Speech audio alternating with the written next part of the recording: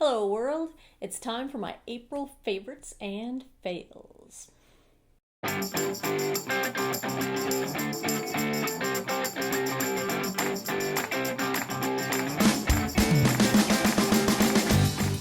Hey everybody, Shelly here, and today I've got my favorites and my fails for the month of April, brought to you by chai tea in my I Love Abby mug.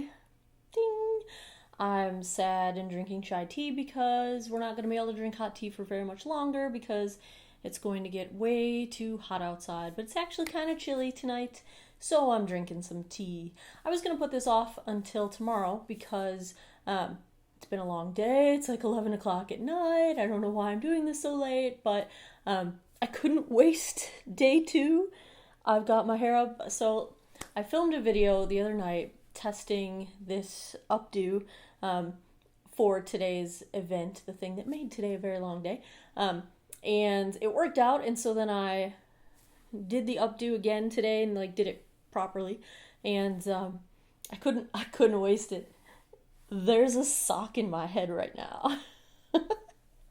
So this is like a traditional 60s bouffant kind of bun thing going on my head. Yeah. So I didn't want to waste it, so I'm shooting this video. I might even do a video on this hairdo because I didn't think my hair was going to be long enough to get up in any kind of updo like this, and it turns out that it's just fine. So I think I have a hair in my mouth. I did. So anyhow, that's the hairdo. I'm not good at hairdos, updos, any kind of do's at all. But this one's really easy. So if I can pull it off, I think just about anybody can pull it off. So also, new camera angle going on here. I had purchased the Diva ring light mini desk tripod. I don't use a Diva ring light. I use a different brand. A slightly less expensive one, but it's the same style of ring light. And so I had gotten this mini desk tripod after on the Vintage and Tacky channel I saw a review of the tripod, and I had bought it, and it's been sitting in a box all this time, so I finally put it together and put it on my desk, and we'll see how it goes. I feel like the camera is literally 2 feet from my face right now.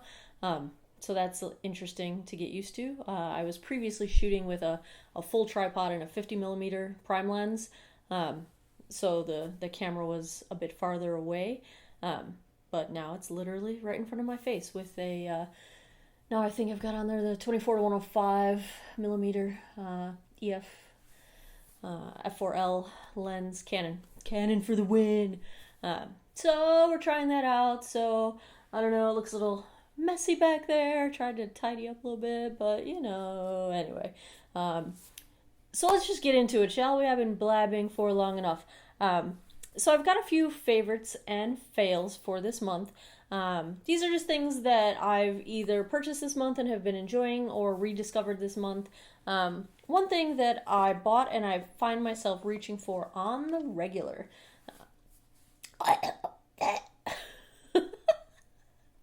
This is the Urban Decay Naked Skin One and Done. It came out with their spring line. I'm using this in shade light, and it's an SPF 20 broad spectrum sunscreen pump.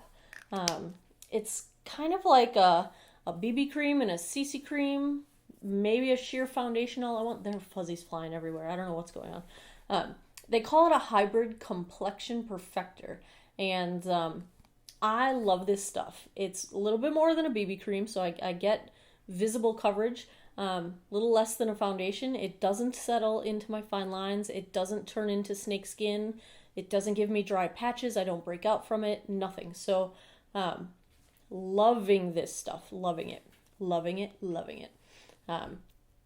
Next up on my favorites and fails, let's go with a favorite.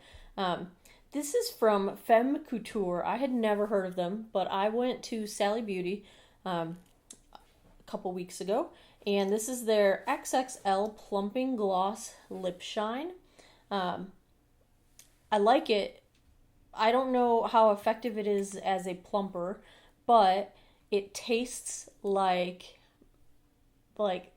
Thin Mints, like slightly more chocolatey Thin Mint cookies, um, which I like. So I've been reaching for this on days when I want to throw something on my lips, keep them moisturized, but I don't want to mess with having to dig out the mirror and make sure everything's right and make sure I didn't draw all over my face and all that good stuff. So I'm thoroughly enjoying that stuff. It's very tasty. Again, that is Femme Couture Plumping Gloss XXL. They don't have a shade name on here, but it's just pink. So enjoying that. Also in the lip product category, I had purchased this a couple months ago. I had gone to Sephora and did the whole makeover thing when I first hit VIB Rouge, and they used this lipstick with they used two shades actually, and I bought them both. This is the Smashbox B Legendary lipstick. This is the non-matte version. It's called Tabloid, and I have a matte, another purple of some kind that I also like, but I like this Tabloid. It's just really nice.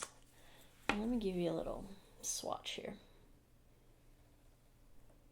See how it's like a bright pink, but it's not that over the top like neon pink, but it's definitely pink. It's just a really nice lipstick. It doesn't dry out my lips. It wears really well. It's not, a 24-hour long wear kind of a lipstick, but it does survive drinking with straws and things like that, which is what I usually do when I'm at work. So I really like it. I'm going to look into some more Smashbox products because one of my other favorites, and I've mentioned this before, so I didn't include it in today's favorites and fails, but their 15-hour wear hydrating foundation. It is the only liquid foundation that I can call nearly holy grail. I'm wearing it today, and I've actually had this on my face for, if it's 11 p.m. now, and I was up and out of the house around 9 a.m. So I'm at the 14-hour mark right now with this foundation, and all I did before I started shooting this film was touched up with a little powder. So it's pretty good. So I might as well have that on the favorites because it's good stuff. I've got a late entry to the favorites and fails, and that is the Alice in Wonderland, Alice Through the Looking Glass palette from Urban Decay. I did a whole video on this sucker. It's gorgeous. It's beautiful. The shadows are everything I expect out of Urban Decay, and I have really high Urban Decay expectations. The packaging is collector quality worthy. It's awesome. Love this palette. Super buttery, pigmented shadows. They don't have a lot of fallout. They go on nice. They blend really easily. It's a cool, really fun mix of colors. I could go on and on. I really, really love that palette. Last up on my... Oh, no. I got two things left on my favorites. This is a sample I had gotten. I have a lot of lip stuff this month.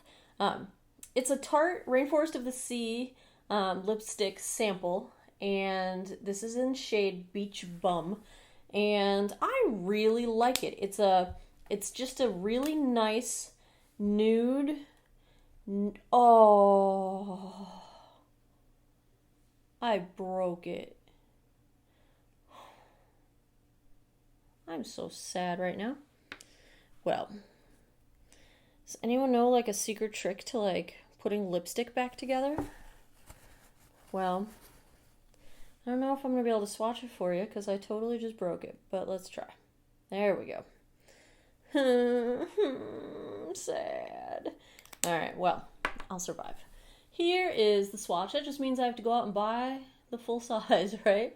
I find that it's a really nice, easy nude to wear. I don't have to think too hard about it. I don't have to think too hard about matching it to my eyeshadow. It just kind of works.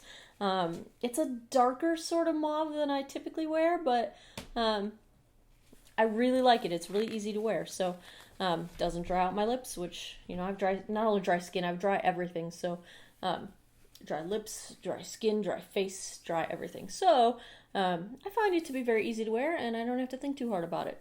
And that's nice.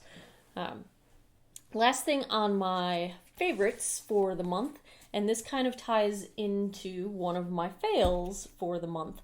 So I decided that, sorry to pick my nose. Not picking it, I swear. It just itches right here. Oh, it's been a long day. So I decided that I wanted to do a little self-tanning. Just a tiny, tiny, tiny bit, so I'm not like Casper the Friendly Ghost, that I'm like, Casper's like relative that has some Italian spout children. I don't know. Wow, where am I going with this? I don't even know. So I purchased a drugstore self-tanner, and it had pretty good reviews online, like 4 out of 5 stars-ish. Jergens Natural Glow, and this is daily moisturizer, fair to medium skin tones. One thing I have a hard time finding is anything self-tanning that isn't super dark, because I'm like so pale, I'm transparent. I was encouraged because this says award-winning color and great scent. So I used it a couple nights. It didn't seem to be doing a whole lot for my skin, and the great scent just was distracting as all get out. Like, it really isn't a great scent. It smells kind of weird. And I don't even know how to describe it. It's like lotion that took a bath with faint sense of Lysol. It's just not good. So I'm probably not going to use any more of that. Then I happened to be at Sephora probably a day or two later, and they recommended this Saint Tropez 48-hour hydration everyday body lotion in light medium.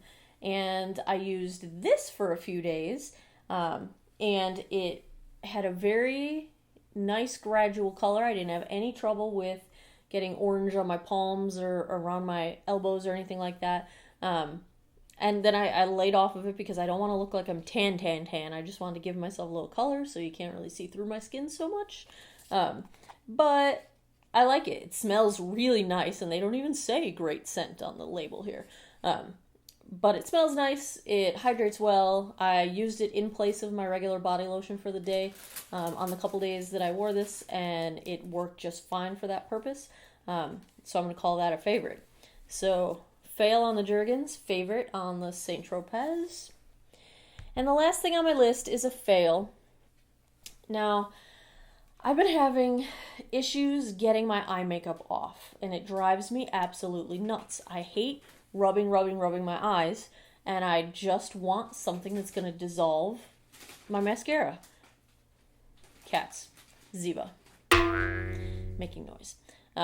So I saw this when I was in Target a few days ago, and it's called Ultralight Cleansing Oil by Neutrogena. Effortlessly and completely removes dirt, oil, and waterproof makeup. I knew I wanted an oil-based cleanser because those are the ones that, get the eye makeup off easier. And that's what I want. I want easy removal. Just easy, no wiping. Like, just barely, I don't want to have to scrub my eyeballs. So I thought that was great, right? Until the first time I got it in my eyes. And holy crap, it stings like a mother. Now, I've got other oil-based makeup removers. Sephora's oil-based eye makeup remover I use on a regular basis. It works not as well as I would like. I'm still looking for something better.